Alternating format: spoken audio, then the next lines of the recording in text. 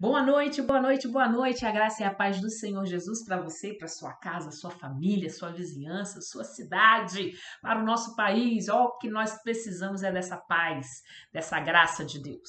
Que você seja luzeiro neste mundo e resposta de Deus às nações. Neste tempo, nós estamos aqui todas as terças-feiras falando um pouco, comunicando um pouco e compartilhando da pedagogia do deserto, que nós podemos aprender lá quais são as lições, como sobreviver ao deserto. Então, toda terça-feira, uma palavra de Deus para o seu coração. Antes de nós entrarmos no texto de hoje, eu quero aqui falar para você que já recebeu uma resposta de Deus nessa semana, um livramento, uma vitória. Louvado seja Deus na sua vida. Você é mais que vencedor. Deus te honrou, Deus te livrou, Deus te libertou. Então a Ele você deve dar toda a glória, as alegrias, as vitórias, tudo, o domínio, o poder, a bênção pertence a esse Deus. Então dê muita glória e agradeça ao Senhor. E você que ainda não recebeu a sua resposta, a sua vitória, olha, a palavra de Deus diz: muitas são as aflições dos justos, mas o Senhor o livra de todas. O choro pode durar uma noite, mas a alegria vem pela manhã. O nosso Deus é aquele que renova as suas misericórdias para conosco todas as manhãs. Então, é bom e é agradável adorar ao Senhor, mesmo sem respostas, mesmo sem solução, mesmo no olho do furacão, mesmo no meio de um deserto. Vamos adorar a esse Deus. E eu quero convidar você para curvar a sua fronte em reverência ao Deus ao qual nós nos relacionamos. Porque esse Deus é infinitamente superior a tudo que existe. E ele nos dá a oportunidade de nos aproximarmos diante dele e pedirmos, e chorarmos, e clamarmos, e implorarmos as bênçãos que nós almejamos receber, as curas que nós queremos conquistar. Então, curva sua fronte em reverência a esse Deus e vamos juntos clamar ao Senhor por sua vida, pelos livramentos que você precisa, pelas soluções familiares, de repente, que você necessita. Vamos orar? Senhor, muito obrigada, meu Pai, porque Tu és um Pai amoroso, um Pai que corrige, que ama, que instrui, que não nos dá mimos, mas nos dá a Sua graça. Muito obrigada. Nós não queremos ser filhos rebeldes nem mimados, mas nós queremos ser instruídos pelo Teu Espírito Santo. E eu quero te agradecer, Senhor, porque o Senhor tem dado resposta aos meus irmãos, tem dado livramento, tem aberto portas. Senhor, muito obrigado por tudo que o Senhor está realizando na vida dos meus irmãos. Muito obrigado, Senhor. Ao Senhor seja dada sempre honra e glória. Nós nos prostramos diante de Ti para te agradecer, Senhor. Muito obrigada, meu Deus, por essas bênçãos, essas curas, esses livramentos, essas respostas, esse sobrenatural que está acontecendo na vida dos meus irmãos. E agora também, de igual forma, Senhor, eu quero te clamar, rendido aos teus pés, por aqueles meus irmãos que estão necessitando de um livramento, de uma cura, Senhor, por esse diagnóstico tão desfavorável. Senhor, uma intervenção do Senhor no relacionamento conjugal. Senhor, uma intervenção do teu reino na vida do filho, da filha, da família, da igreja. Senhor, uma porta aberta de emprego. Oh, meu Deus, livra de todo mal os meus irmãos. Abençoa com a tua graça, com a tua misericórdia, porque o Senhor nos fala que o Senhor renova a tua misericórdia todos os dias para conosco, Senhor. Então tenha misericórdia desta que está sofrendo, que está agora nesse deserto. Senhor, abra os olhos dessas pessoas, mova no coração, que elas estejam sensíveis a entender os teus propósitos, Senhor. Estamos aqui, Pai, humilhados diante do Senhor, porque estamos aprendendo que o Senhor nos dá graça a todos os humildes. E por isso, Senhor, um coração quebrantado o Senhor não vai desprezar, meu Deus. Então tenha misericórdia de nós, livra o teu povo, nos abençoa, renova a esperança no coração de cada um. E que o restante desta noite seja abençoado pela tua presença, em nome de Jesus. Amém e amém. E agora a gente vai falar sobre os dízimos e ofertas na casa do Senhor. Você, membro da Primeira Igreja Batista do Retiro, está aí na sua tela as duas contas da igreja, uma na Sicredi e uma no Bradesco. Você pode fazer a sua transferência no seu aplicativo pelo celular, você pode ir na agência bancária e agora também você pode ir na nossa igreja. Está funcionando todos os dias de 9 às 5, tá? E a secretaria da igreja. Nós também temos os nossos cultos presenciais, todas as quartas-feiras, às 7h30 da noite, e você precisa agendar, tá? Porque as vagas são limitadas. E também os cultos aos domingos, às 18 horas, mudou o horário, então é 18 horas, e o culto das 20 horas. Esses cultos também você precisa agendar, porque as vagas são limitadas, são apenas 52 lugares, tá, meus irmãos? Mas se você ainda não pode ir, né, não pode frequentar lá os nossos cultos presenciais, você pode depositar o seu dízimo, a sua oferta, tá? Ou no seu aplicativo, ou indo na igreja lá durante a semana, ou se você tem mais de 60 anos, liga para a igreja que um diácono vai até a sua casa orar com você e agradecer a Deus pelos dízimos e pelas ofertas. Que Deus te abençoe muito nessa vida, nessa área financeira, em nome de Jesus. Muitas vezes Deus nos leva para o deserto para aprendermos lições preciosas, porque Ele quer nos levar a subir um degrau, a um nível maior de intimidade com Ele, a um nível maior de sintonia com o que Ele deseja fazer através da nossa vida. E para isso, nós somos provados no deserto. E essa questão de ser provado no deserto é muito interessante, porque no reino, primeiro vem a prova para aprendermos as lições. Aqui no mundo, a gente aprende as lições, depois faz uma prova para ver se aprendeu a lição. Não, no reino tem uma prova. E durante essa prova você aprende a lição no reino de Deus. Então, muitas pessoas ainda não saíram da primeira série, vamos dizer assim, do deserto, porque não aprenderam a primeira lição. Uma das primeiras lições a gente vai ver hoje. Por que Deus nos leva para o deserto? E a gente precisa aprender essa lição. Irmãos, essa lição precisa ser aprendida por todos nós de uma vez por todas. É uma das primeiras que a gente aprende lá. Hoje nós estamos educados a sermos uns cristãos muito medíocres e uns cristãos muito arrogantes e uns cristãos que ouvem a gritos e gritos e gritos sobre prosperidade e a sussurros sobre eternidade. Nós precisamos mudar essa faixa. Nós precisamos gritar eternidade no reino de Deus e sussurrar prosperidade, no sentido de que a prosperidade vem se a gente está com foco na glória de Deus. Se a gente tem foco em Jesus, as outras coisas nos serão acrescentadas e não vai faltar nada para nós. Não vai faltar nada. Deus o Senhor é o nosso pastor.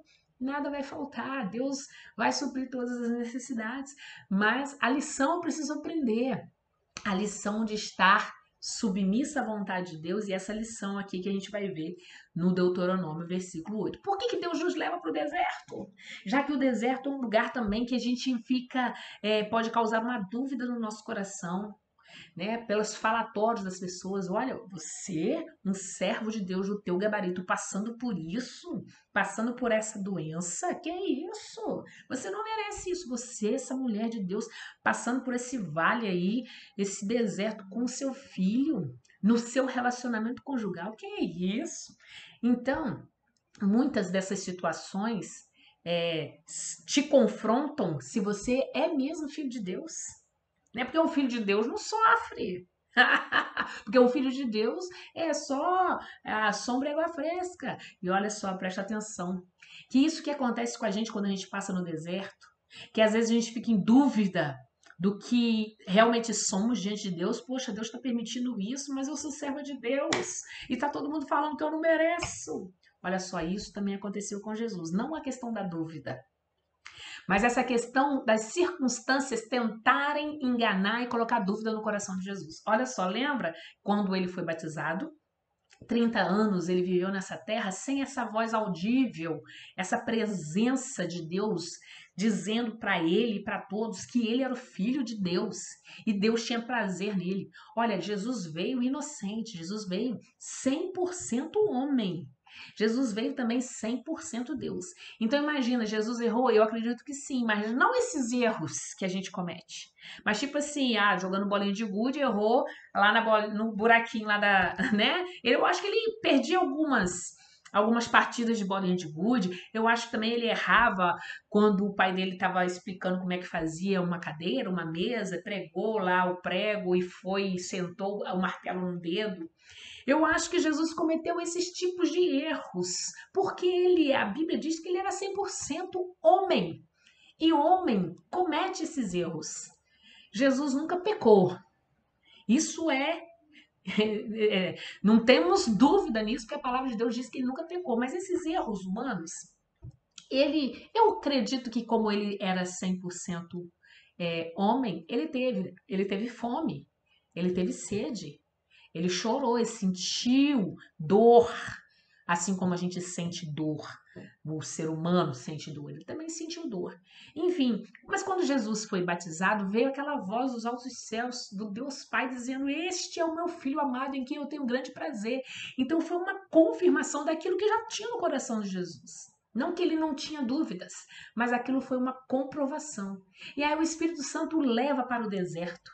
E lá no deserto ele fica 40 dias e 40 noites sem comer, só bebendo. Fraco, corpo físico fraquíssimo. E aí hoje as pessoas falam assim: é impossível um ser humano ficar 40 dias sem comer. É possível sim, é só você entrar no Google e ver lá quantos dias um faquir lá na Ásia fica sem comer. Eles ficam 40 dias sem comer, só bebendo. Enfim, mas aí vamos voltar aqui para a história do deserto com Jesus. Aí o inimigo faz o que com Jesus? Se tu és o filho, você vai fazer isso, você vai transformar essa pedra em pão, você vai fazer isso e aquilo. Ou seja, coloca Jesus, né, tenta colocar na mente de Jesus uma dúvida da qual não existe dúvida. Deus falou que ele é o Filho de Deus. Não há ninguém que mude essa sentença. E aí eu paro para pensar que existem duas palavras no original para descrever palavra de Deus. Uma é logos. Existe até o grupo de música, né? O Logos do Paulo César e tal. Logos quer dizer palavra formatada, tá? Logos, palavra formatada, palavra que está com uma forma que, por exemplo, Logos seria Torá, seria a lei de Deus, Logos. E existe a palavra rema, que também é palavra de Deus, só que ela não é formatada, ela é dita. Ali, naquele dia do batismo, Deus disse, não estava no Logos, não estava formatado, Deus disse a Jesus e a todos que ouviram: Este é o meu filho amado, em quem eu tenho grande prazer. Baseado no rema, naquilo que Deus disse sobre Jesus. Jesus responde ao diabo também: olha, nem só de pão vive o homem, mas tudo que procede da boca de Deus. Tudo que sai, todo rema que sai da boca de Deus, é isso que vai sustentar o homem. Então, muitas vezes no deserto, as circunstâncias e até mesmo o inimigo, porque vem, gente, quando a gente está no deserto, que a gente está frágil, vem mesmo uma enxurrada de coisas para tentar nos abater, para tentar aproveitar da nossa fraqueza carnal e tentar nos confundir. Mas aquilo que Deus disse, isso é fiel. Essa é uma coisa que você precisa se agarrar muito no deserto. Deus disse, se agarra a essa palavra, a esse logos e a essa rema que Deus disse, que Deus já sentenciou, que Deus já decretou sobre a sua vida.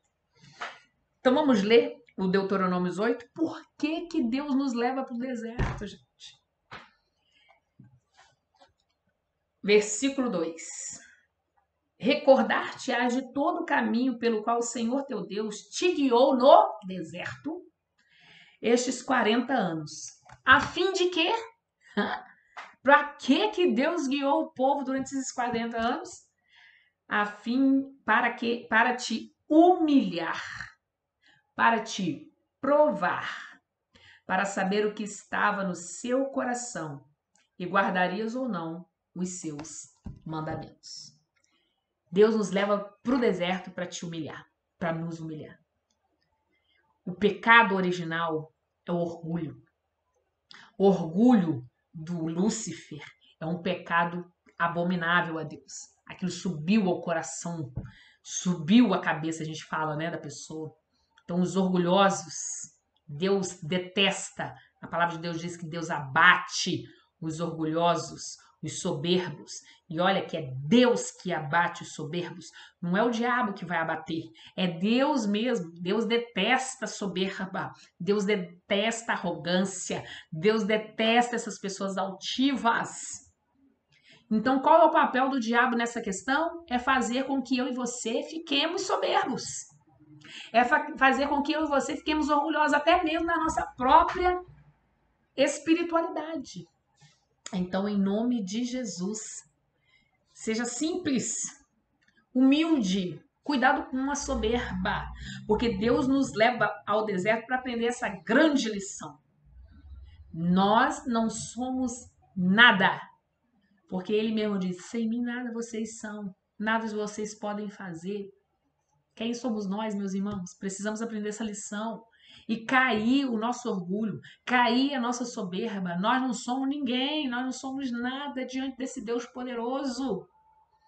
E aqui a gente relata vários amigos nossos, nosso ciclo de amigos, ou até mesmo você, que antes foi humilhado por pessoas ao longo da vida inteira. E aí chegou uma fase dessa vida que essa pessoa que te humilhou tanto precisou de quem? Da sua ajuda. E aí, essa pessoa a qual te feriu, a qual era soberba, a qual era altiva, a qual te pisava, te humilhava, aí no final da vida tá lá, pedindo a sua ajuda, ou você é a única pessoa que pode ajudá-la. Acontece isso, gente, já aconteceu comigo. Pode ter acontecido com você, ter acontecido com você, ou está acontecendo contigo. Ou às vezes, né, vamos colocar o outro lado, né? Porque às vezes a gente gosta sempre de ser o bonzinho. Ou às vezes você, lá no seu ambiente de escola, você de faculdade, você humilhou alguém, né? Ah, aquele narigudo, aquele barrigudo, aquele careca, e a pessoa não gostava daquilo, e você humilhava, você humilhava, você humilhava. Aí essa pessoa se formou, se tornou um grande empresário, e agora você está lá, tentando entrar na empresa dele. E aí, quando você está de cara lá no escritório do patrão, quem é o patrão? O fulano que você chamava de barrigudo, de narigudo ou de careca. E aí, ou você me conhece? Aí você fala, tem uma vaga lembrança. Mas ele sabe muito bem que era você que o humilhava, era você que praticava esse bullying com ele durante toda a faculdade, e agora você está lá pedindo uma porta de emprego a essa pessoa que você humilhou. Então existem N situações a qual Deus nos leva para quebrar esse orgulho, que Deus detesta que a gente tenha isso. Isso não combina com o ser cristão. O orgulho, a altivez, sabe? A pessoa ser altiva, gosta de humilhar as pessoas. Existem, assim, coisas que a gente vê no reino de Deus muito desagradáveis. Uma vez eu estava no ensaio do coral e chegou um irmão que eu amo muito. E esse irmão, assim, muito triste no coração, e ele falou: Olha, eu não tenho condição de ensaiar hoje. Eu perguntei, mas meu irmão, o que aconteceu? Não, porque uma irmã ali, ela me colocou para baixo de chinelo, só porque ela disse para mim assim: que eu tenho 5 faculdades, você não tem nada e tal. Então, uma questão de humilhação. E aquilo a gente ficou muito triste com aquela situação, e no reino de Deus. Então Deus às vezes nos leva para o deserto para a gente quebrar essa soberba, esse orgulho, porque Deus dá graça, sabe para quem? Para os humildes. Deus dá graça aos humildes, mas abate os soberbos. Deus nos levou para o deserto para te humilhar. Se humilhe debaixo da potente mão de Deus, que Ele a seu tempo vos exaltará. Um coração quebrantado e contrito Deus não vai desprezar. Então, se quebrante, isso é importante, é necessário se quebrantar diante de Deus. Outra finalidade, para provar. E a prova aqui não vem para mostrar a Deus quem nós somos. Deus sabe de todas as coisas. A provação vem para mostrar para nós mesmos quem nós somos. E a gente vê aí muitas vezes pessoas que estão no deserto que abandonam o nosso Deus e buscam outros deuses para ser adorado, porque não estão aptas a passar por essa prova, tá? Então, em nome de Jesus, essa prova, né, que você está passando é para que você mesmo veja quem é você. É para que você mesmo veja quais são as suas verdadeiras reações. Qual é o tamanho da sua fé? Qual é o tamanho da sua certeza de confiança em Deus? E aí Deus às vezes te leva para lá para você saber quais são as suas limitações, onde que você precisa melhorar, onde que você está com dúvidas. Deus levou aquela galera para o deserto para humilhar, para provar e para saber o que estava no teu coração, se guardarias ou não os meus mandamentos. E aí? Você está no deserto por conta dessas coisas também. Você vai continuar guardando o mandamento logos, a rema de Deus no seu coração enquanto você está passando por esse deserto? E aí, nesse deserto que você está sendo provado, o que tem saído da sua vida? Muitas pessoas acham que as pessoas cheias do Espírito Santo é as pessoas que têm muitos dons. Nada contra os dons, mas a pessoa cheia do Espírito Santo é aquela que produz muito fruto. Eu só conheço uma goiabeira por causa do fruto que essa árvore produz. Eu não conheço uma goiabeira por causa da folha, nem só do caule, porque aquela goiabeira pode dar aquela outra, o araçá, né, que parece bastante com goiaba, bastante o caule. É só um especialista mesmo para colocar lá quais são as diferenças do caule, das folhas, de uma goiabeira, de um araçá. Eu acho que é isso mesmo o nome daquela outra frutinha que se parece muito com goiaba. Mas o que vai determinar é o fruto daquilo. O que está saindo daquela árvore. Então, assim mesmo é com o Espírito Santo. O que vai denunciar que você é cheio do Espírito Santo não são o dom de cura que você tem, o dom de hospitalidade, o dom de língua estranha, o dom de profetizar, mas sim o fruto que está saindo, o fruto que você está produzindo. Quais são esses frutos? Alegria, amor, fé, esperança, bondade, paciência, longanimidade, mansidão e domínio próprio. São os frutos daquele que está cheio do Espírito Santo. Então, que você consiga produzir frutos no seu deserto. Alegria, paz, fé, mansidão, muita longanimidade, domínio próprio importante, e que Deus te abençoe, meu irmão, nessa caminhada sua no deserto. Lembre-se, Deus está lá. Deus tem uma palavra sobre a sua vida. Deus já tem um decreto sobre você. Deus já deu ordem aos anjos dele para proteger você. Então você, a sua postura é se humilhar diante desse Deus. Quebra o orgulho. Deixa esse orgulho ser quebrado. Muitas vezes você ainda não saiu desse deserto porque você não aprendeu a primeira lição. A primeira lição é: se humilhe diante de Deus. Reconheça de verdade que não há outro Deus a qual você se rende, se prostra. Você não consegue fazer nada, meu irmão. Você não é nada. Sua empresa não é nada. Sua família não é nada. Se Deus não for com você, se Deus não for o centro, para a glória de Deus. Ouça o rema de Deus. Leia o rema de Deus e seja aprovado pelo Senhor. E saia desse deserto, dando muita glória a Deus. E cante do outro lado o seu hino da vitória.